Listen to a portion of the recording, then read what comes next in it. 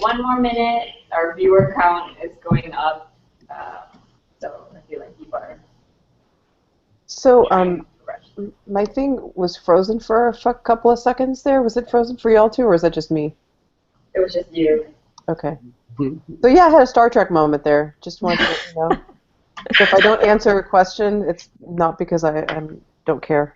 Okay. It's because there's a disruption in the space-time continuum. Yes. I was looking for the reference because I'm a big Star Trek geek myself. So yeah. Right. Next Generation. The Next original. Generation. I'm a big all of them. See, that's impressive. Yes. Right. Yeah. Awesome. So good. For those who Yes, are yes. tuning in, we're about to start in a minute. So you are at the right webinar. Scholar Practitioner webinar. It's not Trekkies. For folks who Right. get We're to the discussing. computers. We're not random bunch of folks. I went to a Star Trek convention recently. Really? Within the past year and a half, they do it here in Rosemont. Yes, they do. I've not been to a convention ever, so I'm not. Yeah. I don't have my wings yet, but I never had either, and then this was the first one because they were having a reunion for the Next generation, like the I 20. remember it. I remember that being advertised. Whoops. I want to speak Klingon at some point. This is my Yes. aspiration. We have a lot in common. This is Right? On the Duolingo app. So are you familiar with the application Duolingo? Yeah. They offer Klingon now, I think. What? no, they don't. They offer like a couple of phrases, so you totally got to take advantage of I'm it. absolutely going to do that. That's gonna. Getting checked right now, actually. Yeah. I know. I was going to say I think I have it on my phone. No. Oh well. Yeah, yes, I haven't. No. Okay, and I know Should we go? we should All right, probably let's start. do this. Scholar practitioner. Scholar practitioners. Scholar Practitioner panel. Excited. Let's kick it off at 7:05. I'm Juliana Yee. I'm a first-year PhD student in the Loyola University program. I'm 2 months in, and so I'm very excited to have this panel and to help moderate it. Both Tina and I, and she'll introduce herself in a minute, are on the editorial board for the journal on critical scholarship for higher education and student affairs, which is in its second year. So it was actually founded and established by our PhD students in the Loyola Higher Ed program last year. So we're still very much trying to get the word out about the work that we're doing. And like I said in my initial invitation, really break down barriers around scholarship and publication and, what knowledge is valued and what knowledge is not in terms of academia, because I'm sure you can all agree that there's some iffiness around that. And what, knowledge is seen as more valuable. And so we're hoping that this webinar will create a space for us to have a dialogue about what it means to be a scholar and a practitioner, that you don't necessarily have to choose between one or the other. And yeah. And Tina, can you... Hi, so my name is Tina Garcia, or my full name is Christina Garcia. I am the coordinator for off-campus student life here at Loyola, and I am also in the same cohort with Juliana, so in the first 2 months of our PhD program. That I'm all those things in addition to the static picture you see all the way on the right. So if at any point it changes, that's totally normal, but that's me. Awesome. So we have a great panel, and why don't y'all start by introducing your name, your position, and your research interests.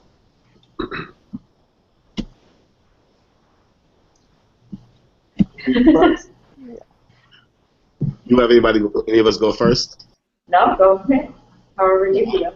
I'll be happy to start. My name is Michael Anthony. I'm very thankful for the opportunity to be on this Google Hangout. My first time really doing this in this format, so I appreciate it. My role is I'm the Chief Diversity Officer and Assistant Vice President for Student Affairs here at Oakton Community College, which is in the suburbs of Chicago, the northwest suburbs. We have 2 campuses here. Research interests are around a couple of areas. One is black male retention, and really in the broader context, student of color retention and persistence. Also, leadership pedagogy. So my first love is really around leadership development and education, and that's how I got into the field and have moved into this space more, and I really, really, really love it. So that's who I am. Thank you. You want me to go next? Sure. Hi, everyone. My name is Mamta Accapadi, and I currently am the Vice President for Student Affairs at Rollins College. It's a small private liberal arts college in Winter Park, Orlando, Florida. And my research interest.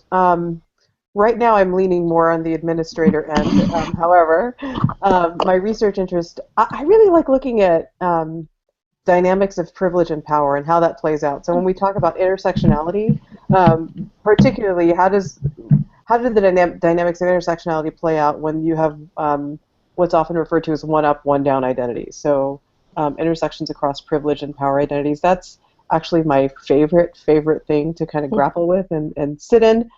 I also now have become really, really interested, I think it's probably because of the liberal arts institution, in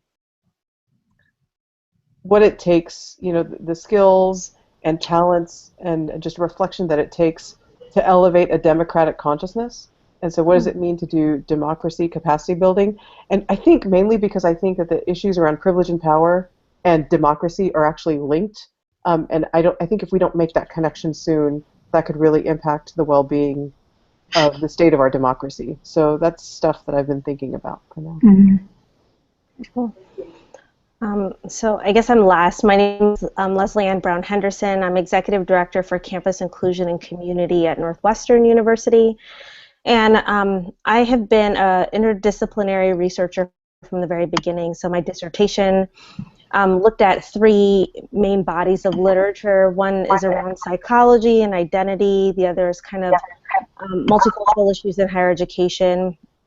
And then the third is leadership. So those are the three areas that I'm really interested in, and how those are connected or not connected is what I constantly think about. So issues of power and privilege, how one's identities, how one becomes aware of one's identities, and then issues of power and privilege embedded in that.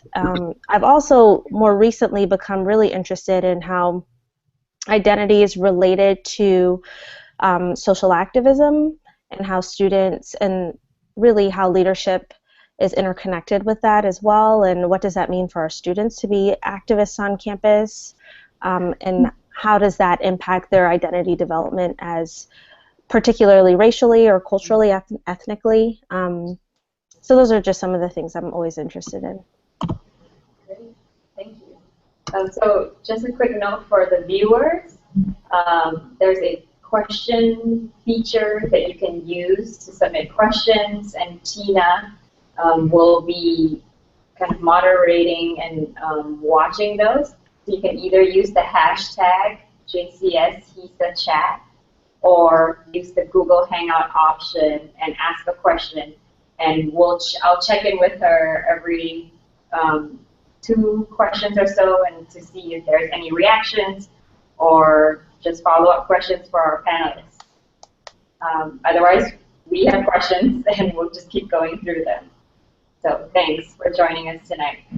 So why don't we start with an easy, broad question. Could you share with us a little bit about your journey in student affairs and how you arrived to your current role? Y'all gonna make me start with every question? Is that how it's gonna work? Or? Sure. That's the plan. That's the plan. We're set. I'll start off to give, I know Lesley-Ann just finished talking as well. So pretty traditional route for me. I came out of undergraduate institution, NC State, North Carolina State University, so I'm a Southerner kind of at heart, and that talk about intersections of identity and all the complexities that come with that. But I came up through NC State University, large land grant institution, really felt through that experience. That, like many of us, had that conversation with a mentor who said, "Oh, you should consider student affairs." And I said, "Oh, what is that about?" And so was really a student government head in college and decided to go into student affairs, higher ed administration. So we had two different programs at the University of Louisville down in Kentucky. So I took the higher ed budget administration route, which I really love. I actually love that. And then talk about this in research interest, but organizational management and development is a joy of mine. I feel like I get to do that a lot in a lot of areas of my life. So I went through my master's program there and did my housing stint. I did my chops in housing for 2 years as a resident director and learned a lot about, I guess, the multifaceted aspect of student affairs and all the functional areas within that space. As soon as I was leaving there, I had a mentor, Dr. Denise Gifford, and she was a supervising, she's a vice president of student affairs at the time. She's at Widener University now in Pennsylvania. She had invited me to apply for a position at Louisville for the leadership office. They were going to create a leadership development coordinator position that used to live in student activities but had been moved to a more developmental side of the house and wanted me to be the inaugural person in that position. And so I couldn't pass that up for people who are looking around for careers and thinking about the field. Somebody who said to me once from Louisville said, "It's good to be best, but it's better to be first." And a lot of that time when you get to start a program, it's really fun. You get to really put to work everything that you want to do. So I was able to do that there, and then was invited maybe 3 years later. At this point, I had started my PhD work, so I took a break from master's for about a year, and decided to get into the PhD because knowing me, I knew I wouldn't go back if I stayed working too long without getting the PhD. So I decided to let me start that part-time. So I did that part-time while I was living, right? So at that point, I got married, had my first child, my first and only child, by the way.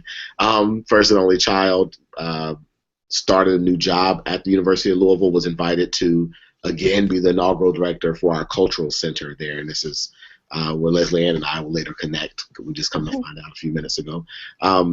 So did that work, and entirely through that process, what really anchored me in the process was my professional involvement. What kept me current in the literature, what kept me current in my circle, what kept me supported, and which continued this love affair with student development and student affairs, was always my involvement in my state and regional organizations. It gave context to that this work is bigger than me and bigger than my college, and my problems never seemed so big when I could connect with other constituents, other professionals and practitioners. My students' issues seemed to be better put in context, and so I was just a better professional because of that work. So I led the state association for ACPA, which is called CPAC in Kentucky, and worked with them and really redesigning that body. I was very involved in NASPA at the state level as well, but then really took off in ACPA. And so did that, and then I moved. I looked for new opportunities and saw this job opening up in the Chicagoland area for this 2-year college, which I didn't attend a 2-year college. I taught at one in Louisville for a semester or two. And I always worked with student leaders from the community college sector through leadership, where I used to be a co-lead for. And so I knew community colleges were power, and plus this emerging conversation around the utility, but also the need for really strong leadership in the community college space. And so I saw the position and said, this is a really sexy position, and so I'm going to look at this. And kind of after that, realized it was at a 2-year, and said, okay. Let me go check this out. And so I did. I came to the North Shore of Chicago and fell in love with the campus, the people here, the energy, the potential, the possibility of the campus itself, but also just the work. The work is the work. And we could talk more about 2-year, 4-year dynamics, but we're here to serve students and a mission committed to our district. And that is an important, that you don't leave that behind no matter where you go. And so I was hooked. And so I came here in 2013, and I've been here ever since. And I love the work. I get to live both of my passions, both in the diversity world, as the Chief Diversity Officer, and all that comes with that, from compliance to programming to climate to faculty and staff hiring, all of that space, to also my student affairs love, which around the conduct area, disability services. I'm the second in command of our division here, which is a powerful experience for me to be able to do my diversity work, but anchored in the Division of Student Affairs. But still get to work with faculty and facilities and across the board. It really is an amazing experience, and so I've enjoyed it. And that's kind of what got me here. Still teaching, of course, in the classroom. I'm at Loyola University, working with them, as well as University of Louisville. I teach online. So that's kept me in the classroom, and that's been great. But I like my colleague said earlier, I love administration. That is what I set out to do, and that's what I'm doing now. So. So, I'm gonna, I'm gonna start with a reflection that I had. So I'm not gonna necessarily go through like when I started, but the thing that I remember the most is I remember when I was in my master's and doctoral program, and faculty members shared with me, if you want to go into multicultural affairs, you're never going to become a vice president for student affairs.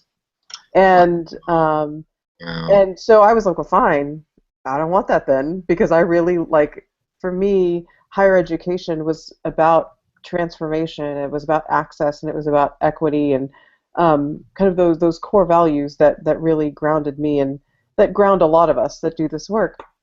So I start with that because I'm so grateful that I think the functional area that shapes who I am was grounded in multicultural affairs, because multicultural affairs, all the cool stuff that you hear about now that we call high impact practice and engagement, all those fancy buzzwords that AAC&U and all these different entities use, multicultural affairs has been doing that for decades, right? Partnering first-gen students of color with academic partners, right? I mean, all of those key things that we think of now as like amazing stuff, we did in multicultural affairs way back when. And then I also think about what our society needs right now. So with all of the crisis incidents, all of the identity-based incidents, whether you're thinking about trans inclusion, whether you're thinking about, the race-themed party that happened on your campus, whether you're thinking about Title IX, all of those issues require a social justice mindset. And so who better than those of us that are trained in multicultural affairs that have that core understanding, and that core understanding, quite honestly, for me, while I'm so thankful for my educational experience, and I graduated from the University of Texas at Austin, I didn't get that critical reflection from my higher ed curriculum. I got that from social work. I got that from sociology. I got that from ethnic and women and gender studies. So I'm so thankful that I was able to kind of combine a curriculum that prepared me and prepared me to lead and serve the profession and our students today. And so I just wanted to lead and offer that thinking for the conversation. Good. I guess for me, is it echoing for you all? A little bit. Okay, let's try that again. So for me, my career path thus far has been pretty non-traditional for student affairs in some ways. I'll give you a little bit about my background because I think it's significant as I think about how I've created this path through student affairs.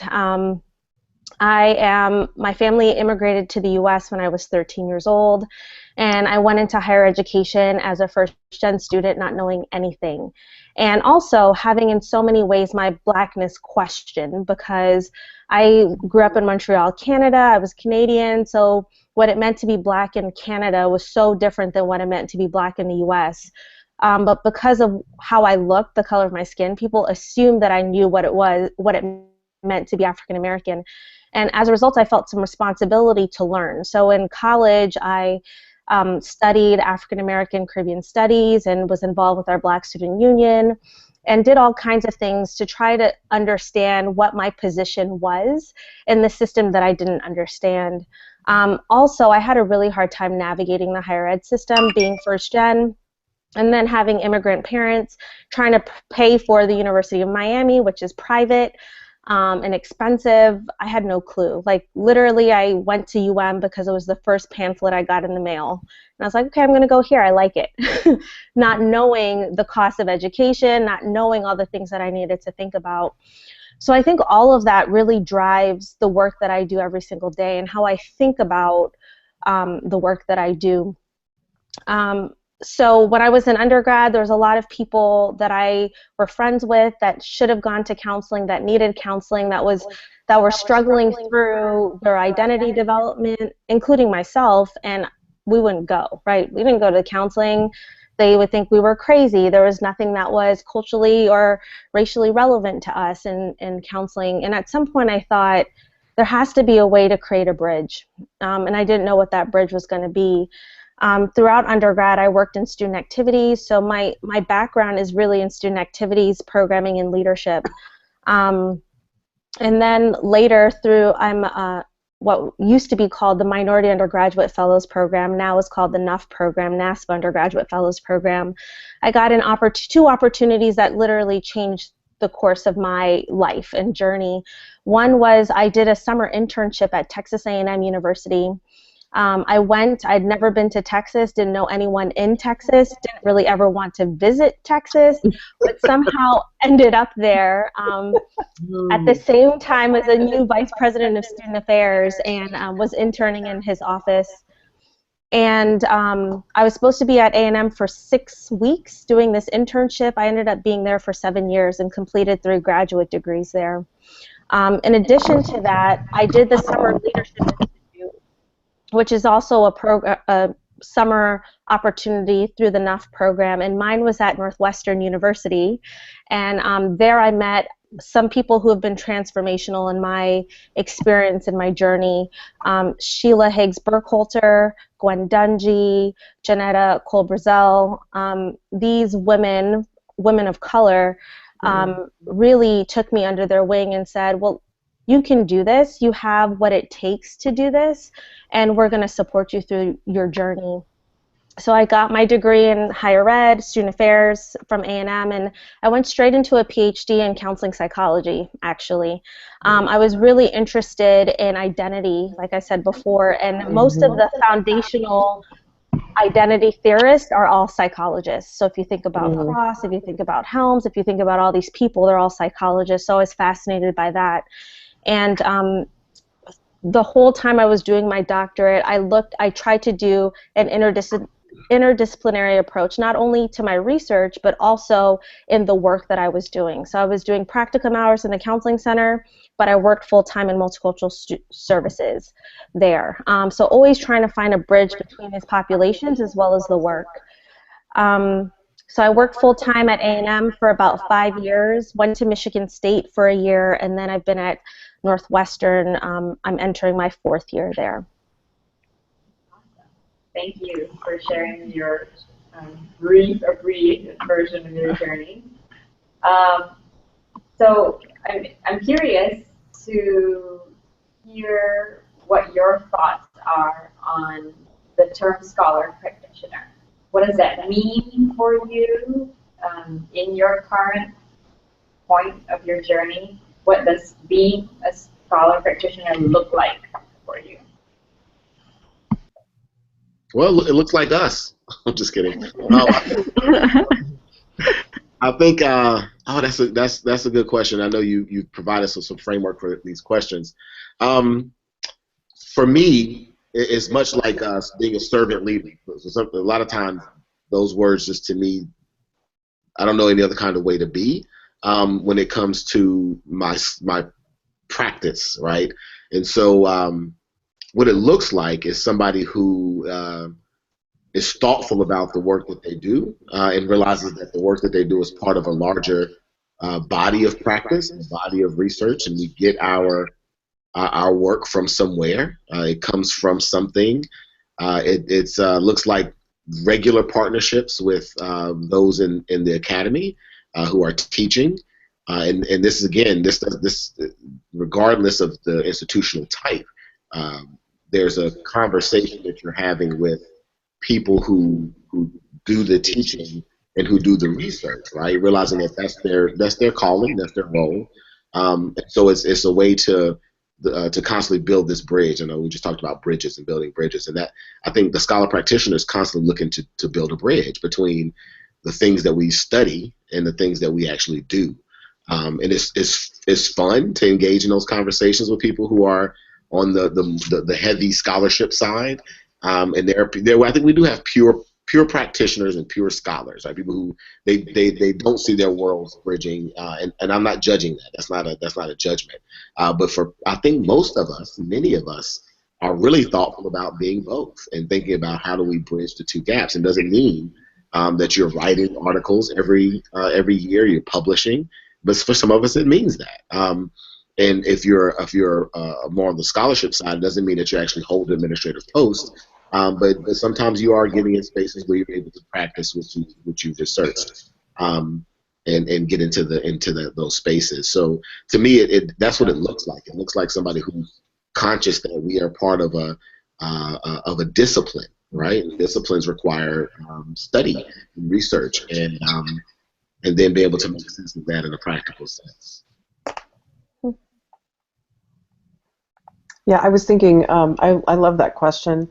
I think it's like work-life balance, right? There's no such thing. So it's integrated, and so when I think about a scholar practitioner, it's having an integrated praxis-based approach to how you lead and serve students. And I mean, in this case, we're talking about our profession. So I think about, and I'll give an example because I want to. I couldn't have said it better. I think Michael really captured what I would have said. But when I got to my institution and I wanted to learn about how people perceive student affairs, I treated it like I treated any qualitative research study. I mean, we, through mixed methods of qualitative narrative and quantitative data, we extracted themes, and we were able to, to get a sense of from everything from whether it's service excellence and people's assessment of the quality of our work to people's perceptions of what we do. And I did that the same way that I would have done a research study, because that training really, I think, well, as a scientist, I guess I would say, really helped me make data-informed decisions about where our organization goes next. So, there's that part of it being embedded into the practitioner, into our practice as practitioners. The other piece that I would say is, so I don't have my iPad around me, but on my iPad I have this app. It's called Browsing. I don't know if y'all are familiar with it or not, but essentially you can link your campus library to it, and then you can load it with all of the electronic journals, whatever, based on what your library has. And about once a month, once every 5 to 6 weeks, when journals come out with their new articles and stuff like that, people in my organization freak out because you could find the article and zap email it to people, and so all of a sudden every 6 weeks people will get oh, this is what we're talking about with the Journal for College Student Development has these things on parent engagement in higher education. And so again, and so I always try my best to be on top of what I think Michael kind of captured as the larger than us conversation. We are part of a greater conversation as we think about serving and being stewards of our students' learning experiences. And so that means not reinventing the wheel. It means engaging and hooking into that larger conversation. Yeah, and I agree with everything Mamta and Michael have said. I think my example would be, so last year I had a huge restructuring, so I restructured all of my units, and it was grounded in the literature, right? There's a theoretical framework that we're using to think about what does it mean for these offices to work together, what is our work, and how do we do that work. And I didn't restructure and then go look for a theory. I started with the theory, right? So for me, that's how my scientist practitioner or practitioner scholar shows up. I try to go to the literature and then make sense of it for the organization and the culture that I'm a part of. So for the restructure, and this is the framework that we use is a framework called the Trisector Model of Cultural Practice. And that model said that a cultural practitioner should have a portfolio of programs and services that meet different needs but have some shared responsibility or some overlap. So a cultural practitioner should have programs and services that do cultural engagement, cultural education, and cultural development. So as I was thinking about our units, then I thought about for campus inclusion, for us to be able to meet our goals, we should have 3 units that do education programming, enrichment programming, and engagement programming or education programming, and they're separate units, but there's some overlap, right? And how does the theory then inform the way that we do our work together every single day? Part of it is the overlap is we serve, so the office that serves low-income students, some of those students are also students of color. So if they go to student enrichment services and say, you know, I'm a black student and I'm low income and I'm having a hard time building community and I need resources, my director's not going to say, Courtney's not going to say, well, sorry, I can only help you with your low-incomeness. You got to go to MSA for your blackness, right? There's some shared responsibility that we all have and some baseline knowledge that we need to have in doing this work. And the theoretical framework helps guide us in the work that we want to do. So that's one way that I see the work as a scholar practitioner.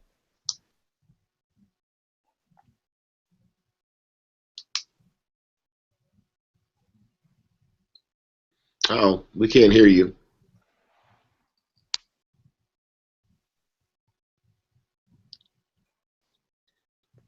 Can't read lips. No. No.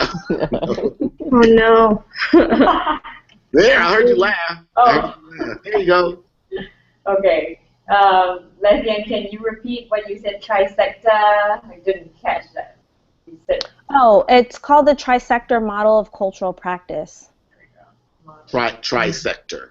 Trisector. Mm-hmm. Awesome. Thank you so much.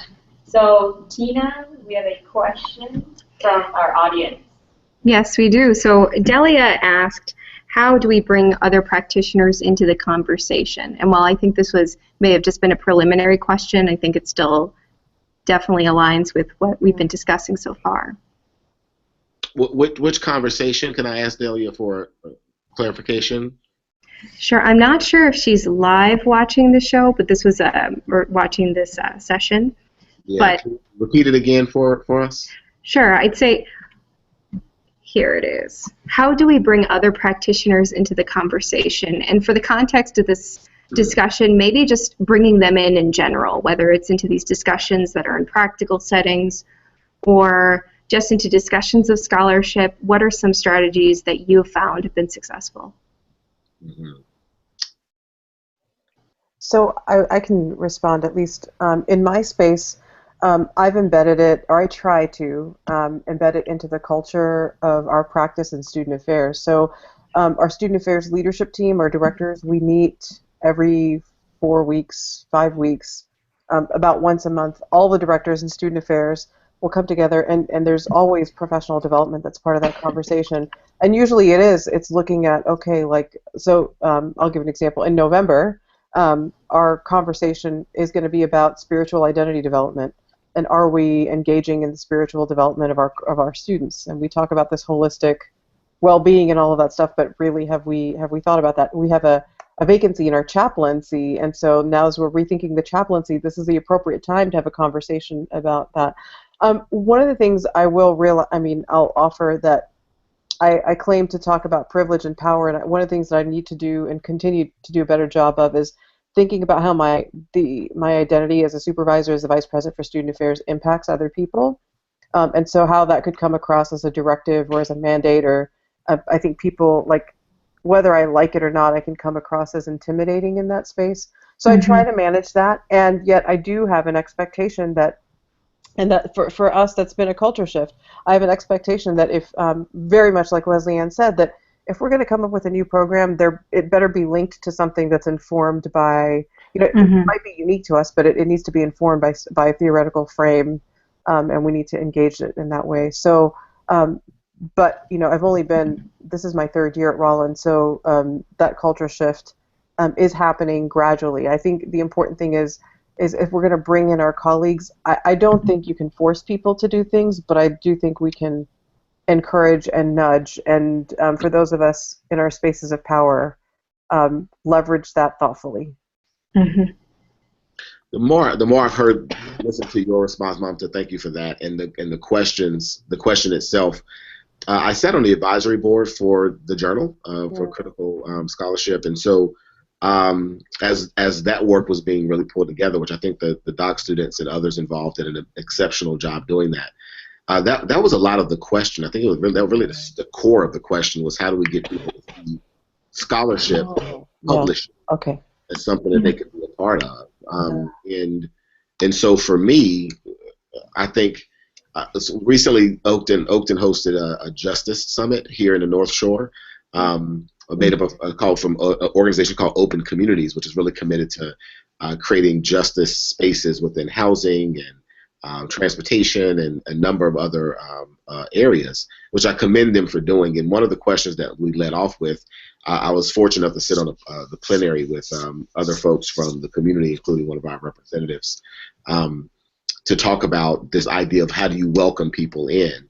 And so I keep going back to this. I'm gonna blog about this because I got to get it, unpack it more in my head. But I think about this notion of how do we get more people to the table. Oftentimes our orientation is that of a welcoming space, right? So we welcome people. Welcoming people is much like we welcome our friends and families to come see us sometime, right? So I'll tell Mamta, I'll tell the rest of the people on panel, if you're ever in Rogers Park, you're always welcome at my place, right? Now, if Mamta shows up with a sleeping bag next week and says, hey, I'm going to crash here for a couple of weeks because you said I was welcome, well, my first response would be, well, I said you were welcome, but I didn't invite you to my place. I didn't invite you in. And so I want to create a distinction between welcoming and inviting spaces, right? And I look at our campus, and I told somebody asked me at the summit, they said it's Oakton, an inviting place versus a welcoming place. And I said, I think we have some work to do there. I said, I think we do welcome folks, right? I think Northwestern could speak to this, right? We have of course, nobody's actively, that's how oppression and privilege works, right? Nobody's actively pushing people out. It's never the case. Nobody's saying you got to leave. Sometimes they are, right? But that's not usually the problem. It's usually a problem that people just don't really feel invited. I don't feel like I can come in. I don't feel like I can really stay. I don't feel like I can fit in. I don't see myself. I can't put my pictures out. I don't eat the same time you do. It's all of these things that require us giving something up to really invite people in. And I don't think we do that. So around this question of how do we get more people at the table around this conversation to professional development in the shared governance of your space and your college, it's about the analysis of are we really inviting them in?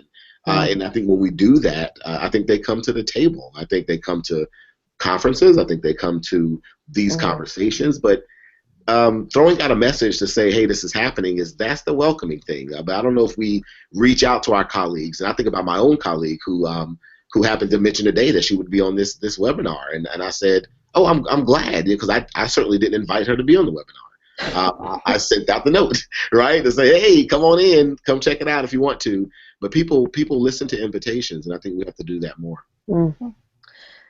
For me, I think often about how do we make this relevant and accessible to everyone, right? I think anyone can find the articles or whatever the case may be, and if there's anyone on the webinar who I have the pleasure of working with every day, any of the staff that I work with, I haven't presented this idea to you all yet. So part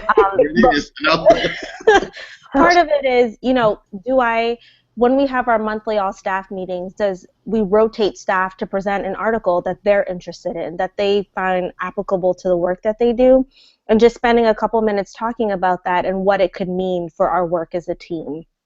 I think that way, that if people are interested in different intersections or different ways of looking at the work, then it's something that feels relevant to them, but then it's knowledge that they're sharing across the organization. So I think little things like that could also make a difference in how people feel like they can access the scholarship and how they can talk about it and how relevant it is to their everyday work. Yes. Thank you. So Gina has another question. We actually have another question. They're coming in. How do you balance theory, literature, your personal knowledge, lived experiences, and student voices as scholar practitioners?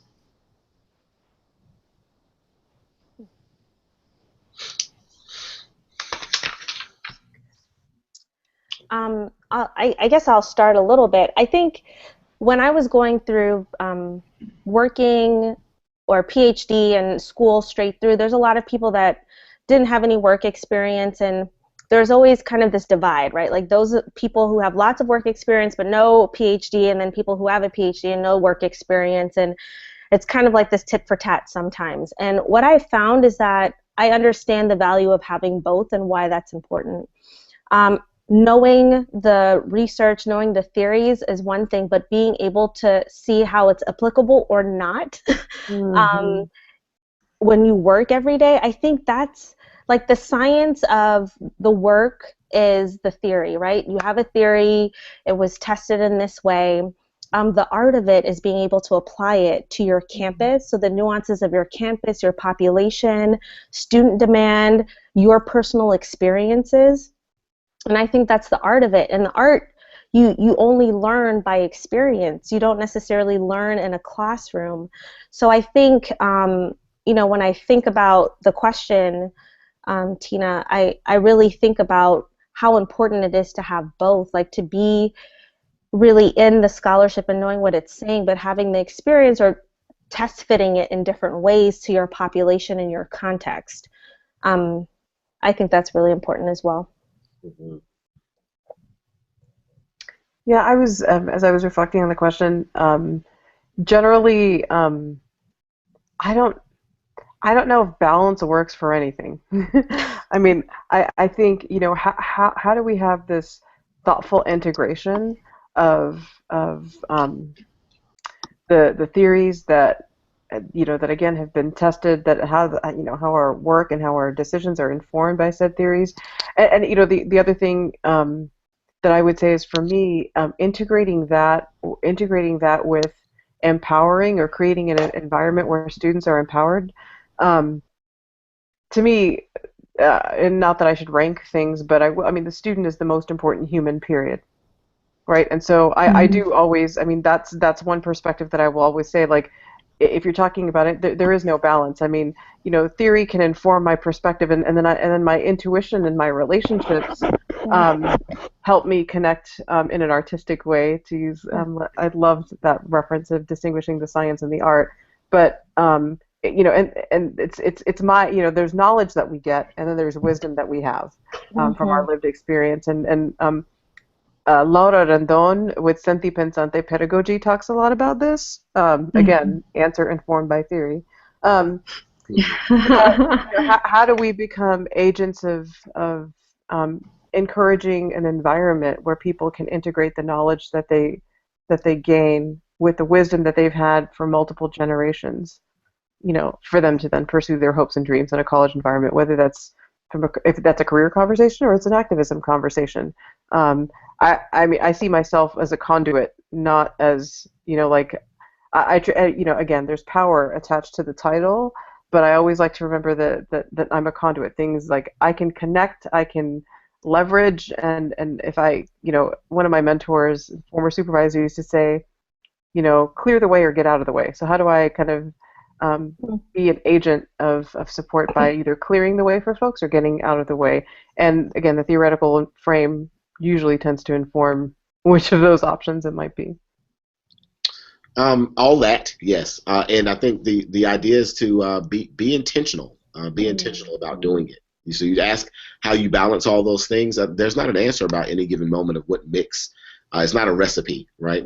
And so I think it's much like I'm a parent, so I have a 6-year-old little girl, and I think about it with parenting, right? So you have all of this.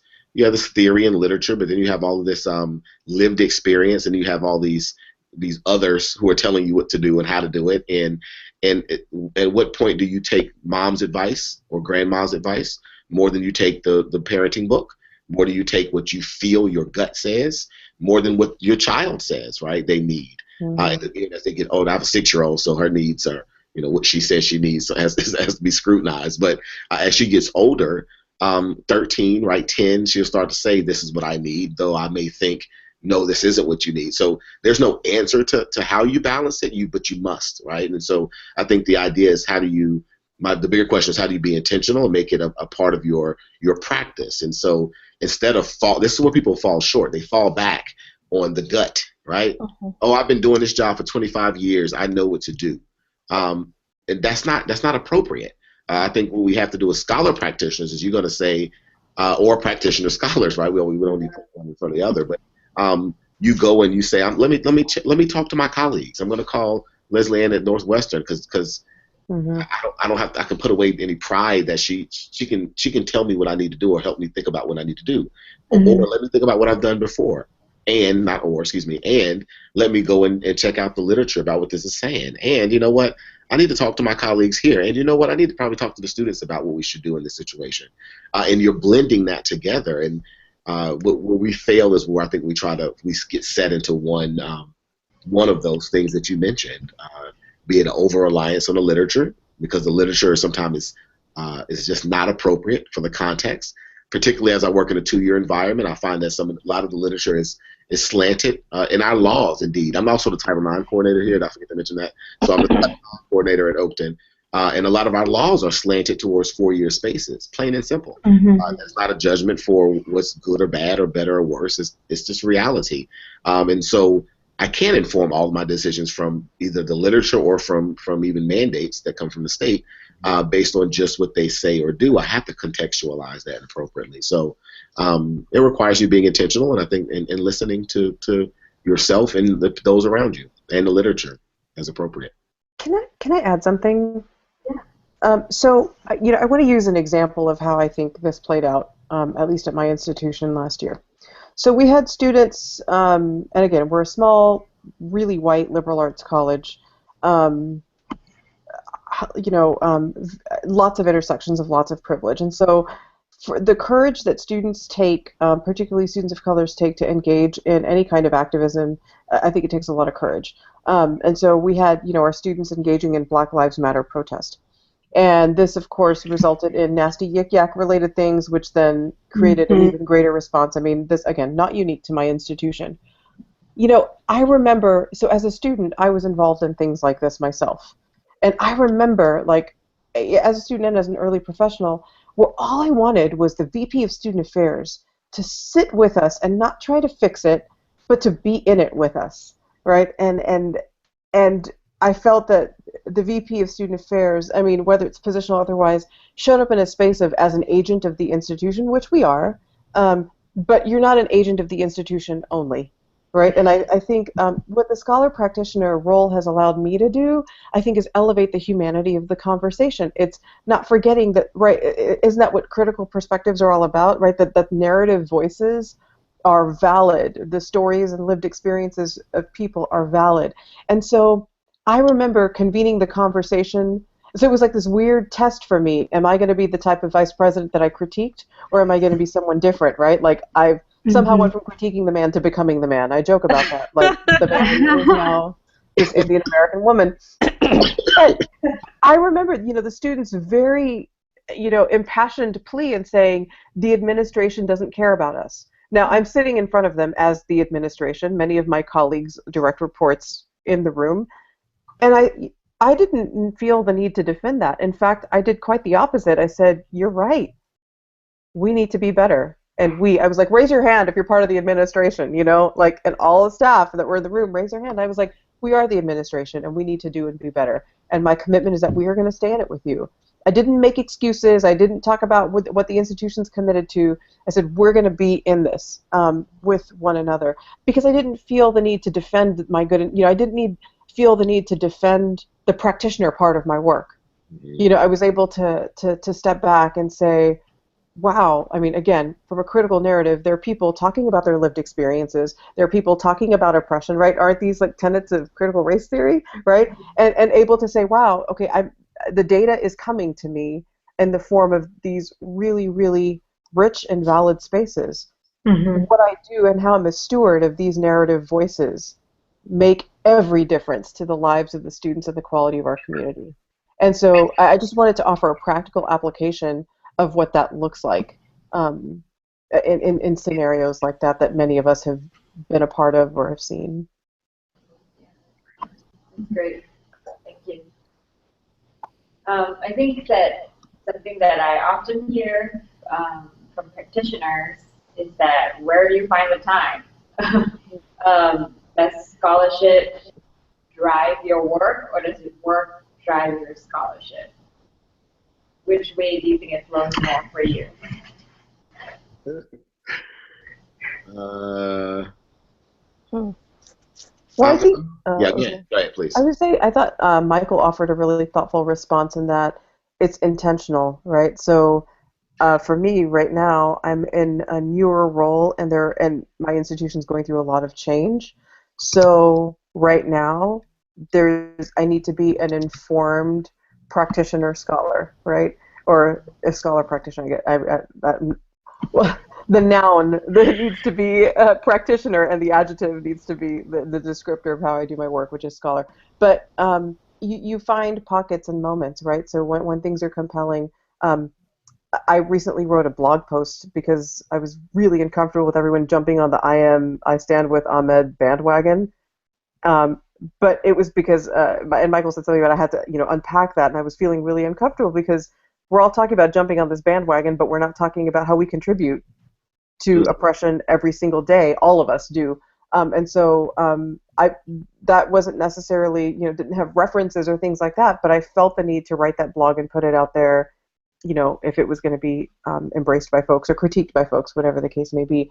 But one thing that I will say is that I never say no. If I am asked to write something, I will never turn it down. So I will find a way to make that work, because I think that, what I have not done the best of doing, and I should actually, it's not me. Like I have not found a discipline or a practice to actively submit to journals. But if there's a book chapter, on Asian American identity, API identities, passionate research area of mine, you bet I'm going to find a way, to write or collaborate with folks to engage in that piece. I think it's recognizing what your capacity is and where your well-being and joy is. So because I don't think about balance, if you think about what maximizes your sense of joy and wholeness and do that, for me, sometimes the writing is a great break from day in and day out serving as administrator. Then it actually becomes relaxing. It doesn't feel like work. So those are just some thoughts that I have.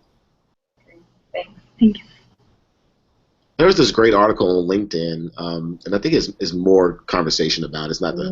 It's not novel, but for some reason it resonated with me. That's why I think people should write and blog and things, because things resonate differently with different people. But it talked about work-life blending, right? And so much of my career, I stopped trying to do the balance thing. And what I mean is that not that I don't pay attention to self-care, but so much of my caring for myself is wrapped up in my career.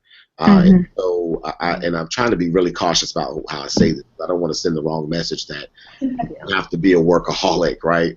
Yeah.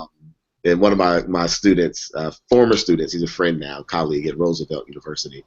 He and I had a dinner, him and his family, yesterday, and he referred to me as a workaholic, and I kind of recoiled at that thought. Not really, I was too busy emailing something, so I probably didn't really recoil the way I needed to. But it was in the back of my mind that I don't feel like a workaholic. I feel like even here now, like I'm finishing now. This is about normal time.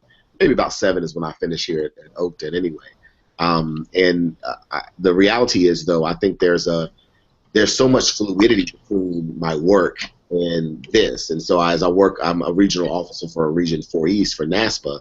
And so as I go home, I may be making calls or emails about that, while I'm watching Netflix, right? While watching Heroes or whatever on TV.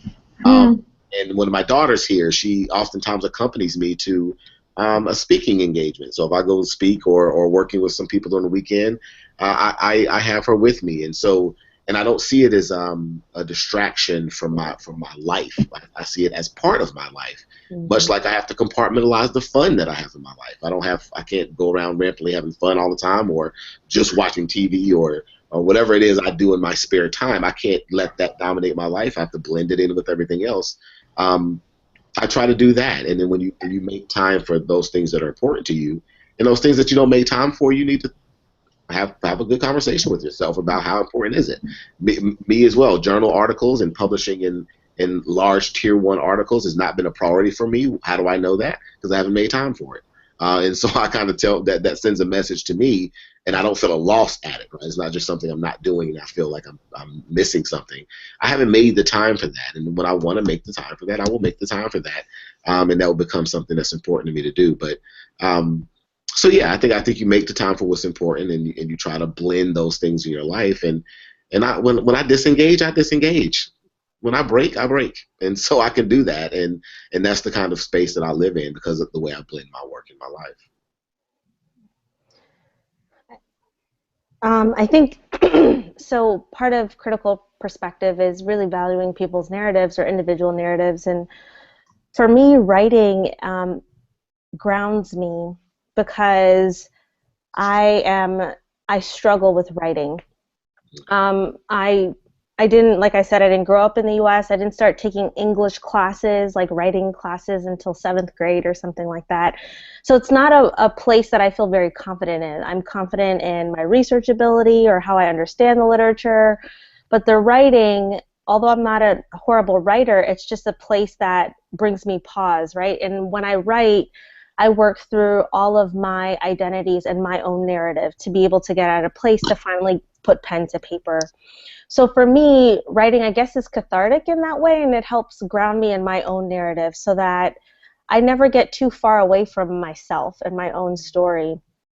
And the question around, does scholarship drive my work or vice versa?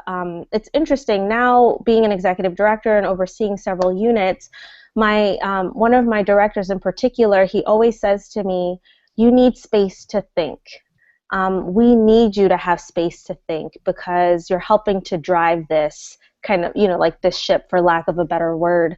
And part of this space to think is also thinking about how I integrate the scholarship that I know or what I'm learning into the work that we need to do, right? Like, how do we understand our contemporary student, or what college is about, or what's out there in terms of best practices? All those things help inform how I provide vision or direction or strategy to my team and allows them to do their work.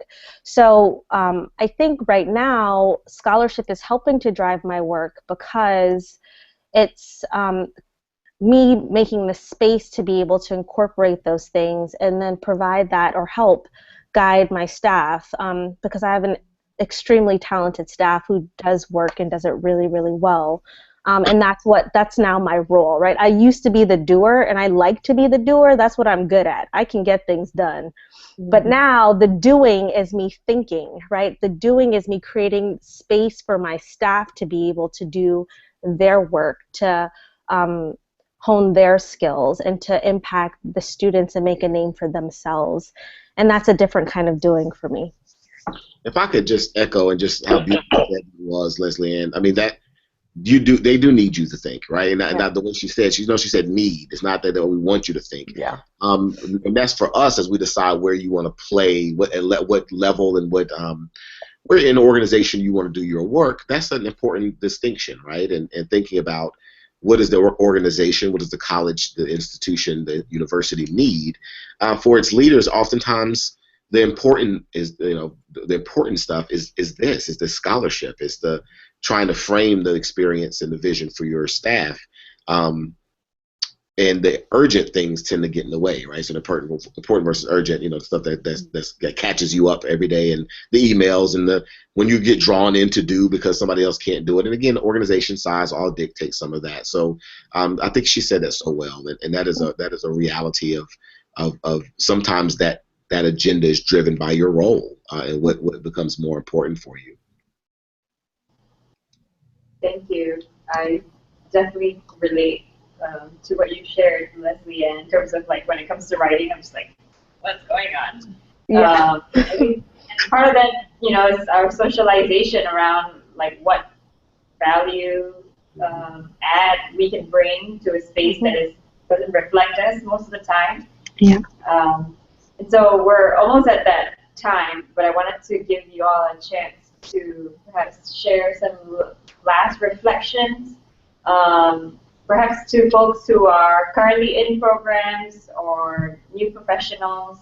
How would you advise them in terms of remaining in scholarship, right? Because I think often as practitioners, we're so bogged down with reactionary things that we don't have time to think. So like, how do we create space and prioritize that? Well, I'll jump in. Make it easy for yourself. It's too easy to stay connected. We stay connected to everything in every other aspect of our life. So again, even take it one step at a time. Even if you can't commit to reading everything all the time, you need to be subscribed to regular kind of journals. Your professional associations do that. So I like to look at it as from a functional area. So what is your functional area journal, newsletter, publication that kind of comes out? What is the professions work, right? So Journal of College Student Development, literally when I get a journal in, I open it and go through, right? Just the header. It's a regular practice. Go through the articles that have been published and kind of flag the ones that you really want to tackle first for your interest or for your functional area. If you need advice on what those are, please, I know all of us are welcome to tell you what we kind of subscribe to do that, but find a way to constantly get that. The Chronicle daily feeds, right? The Community College daily publication. I open that every day. I don't just delete them. I open them. I look to see what's there, at least by the title, and I pull things open. I wish I could show you my desktop, but then it runs across, and there are things that I will read as I need to get to them because I'm committed to making sure that happens. And so set that aside. I think it's important to contribute in a writing process. So try. Don't feel like, and I hear this voice of like, what do I have to contribute in a space either that's really saturated or one that doesn't really reflect who you are, your identities. There are ways to get that stuff out there, and particularly, and we're not talking about the JCSD, for instance. There are newsletters that come out from the commissions within ACPA, within the professional associations within the region. There are different kinds of in NASPA and also all of the different functional areas. There are opportunities to put something out there. So be bold in doing that and seek support in how you want to make that happen. So that's my advice for really staying anchored in there. Don't look at it as an add-on. If you want to stay current and relevant and continue to advance, whether you want to again stay in your role for the foreseeable future or you want to move into different roles that are higher in the division or in the area, either option is going to benefit from having some kind of presence and commitment to scholarship in reading. So it doesn't matter, but make it part of your practice, make it part of your day. And engage your supervisor and colleagues about that.